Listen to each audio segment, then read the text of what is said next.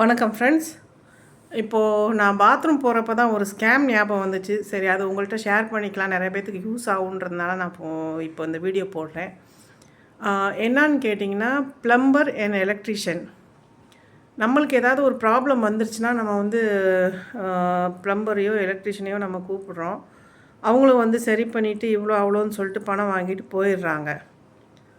அடுத்த 10 நாளில் இன்னொரு பிரச்சனை வருது நம்மளுக்கு. ஒரு எலக்ட்ரிஷியன் விஷயமாகட்டும், இல்லை ஒரு ப்ளம்பர் விஷயமாகட்டும். இது எப்படி நான் சொல்கிறேன் அப்படின்னா, இப்போது எங்கள் வீட்டில் வந்து 2, 3 ப்ளம்பரை நாங்கள் மாற்றிட்டோம். ரீசன் என்னான்னு கேட்டிங்கன்னா, ஒவ்வொருத்தரும் ஒவ்வொரு விஷயத்த பண்ணி வச்சுட்டு போயிடுறாங்க. இப்போ உதாரணத்துக்கு வந்து எங்கள் வீட்டில் வந்து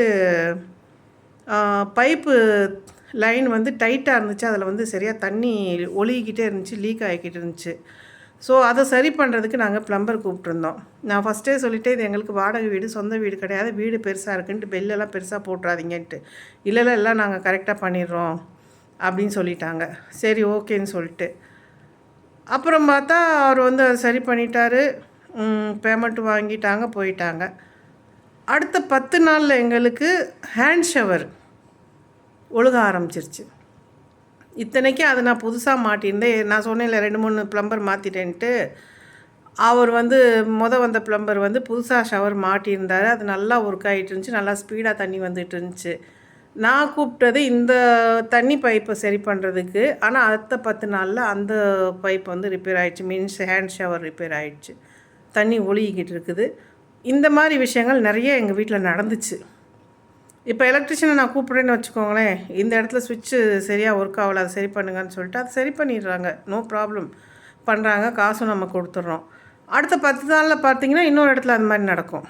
இது எப்படின்றத நான் யோசித்து பார்த்தா இவங்க ஸ்கேம் இவங்களுக்குள்ளே பண்ணிக்கிறாங்க. இப்போ நான் சொன்னேன் இல்லையா, அந்த ஹேண்ட் ஷவர் ரிப்பேர் ஆகிடுச்சின்னு சொல்லிட்டு, அந்த ப்ளம்பர் என்ன பண்ணாருன்னா, பாத்ரூம் கதவை அடைச்சிட்டு தான் அவர் வந்து வேலை பார்க்குறாரு. நம்ம என்ன நினைக்கிறோன்னா, சரி பாத்ரூம்குள்ளே அவருக்கு இடைஞ்சலாக இருக்குன்னு நினச்சிட்டு அவர் மூடிக்கிறாருன்னு நினச்சோம். பட் அது கிடையாது ரீசனு. நம்ம முன்னாடி எதுவும் செய்ய முடியாதுன்றதுனால, அவங்க வந்து ப்ளம்பருன்றதுனால அவங்களுக்கு ஈஸியாக எங்கே தட்டினா எங்கே பாதிப்படையுன்றது தெரியுது அவங்களுக்கு. ஸோ இது எத்தனை நாள் ரிப்பேர் ஆகுன்றது அவங்களுக்கு தெரியுது. அதனால் என்ன பண்ணுறாங்கன்னா, ஒரு விஷயத்த சரி பண்ணுறேன்னு சொல்லிட்டு கதவை மூடிட்டு உள்ளே போயிட்டு சரி பண்ணுறேன்ட்டு இன்னொரு விஷயத்த நோண்டி விட்டு போயிடுறாங்க. ஸோ நம்மளுக்கு வேறு வழி இல்லாமல் திரும்ப திரும்ப அவங்கள கூப்பிட்டு நம்ம ரிப்பேர் பார்க்க வேண்டியதாக இருக்குது. நம்ம பணம் நம்ம கையிலேருந்து போய்கிட்டே இருக்குது. அதனால் இது ஒரு ஸ்கேமு. நீங்கள் என்ன ரிப்பேர் பார்க்குறதா இருந்தாலும் நீங்கள் வந்து கூட நின்று கதவு மூடாமல் பார்த்துக்கிட்டு நீங்கள் பண்ணுங்கள். அதே மாதிரி எலக்ட்ரிஷியனும் என்ன ஆச்சுனாக்கா, எங்களுக்கு எர்த் அடிக்குது, ஷாக் அடிக்குது, நிறைய நாங்கள் கிட்டத்தட்ட ஒரு 30,000-40,000 செலவு பண்ணிட்டேன் நான். நடந்துக்கிட்டே இருந்துச்சு.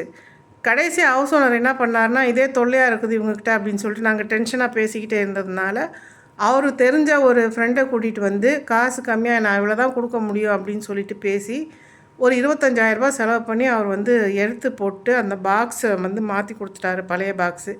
இப்போ இன்ன வரையும் எங்களுக்கு கரண்ட் தொல்லை இல்லாமல் இருக்குது. சிலர் தான் கரெக்டாக பண்ணுறாங்க, அவங்களும் நீங்கள் ஃபாலோ பண்ணுங்கள். இல்லைன்னா அந்த ஸ்கேமாக கொண்டு போயிடுறாங்க. நம்மகிட்டேருந்து நம்ம நிறையா பணத்தை இழக்க வேண்டியதாக இருக்குது. நிறையா பேர் இதை அனுபவிச்சிருப்பீங்கன்னு நினைக்கிறேன். பட் இதுதான் ரீசனு. அவங்க ஒன்றை சரி பண்ணுறேன்ட்டு இன்னொன்று வந்து நோண்டி விட்டு போயிடுறாங்க. அதில் நீங்கள் கேர்ஃபுல்லாக இருங்க. நன்றி.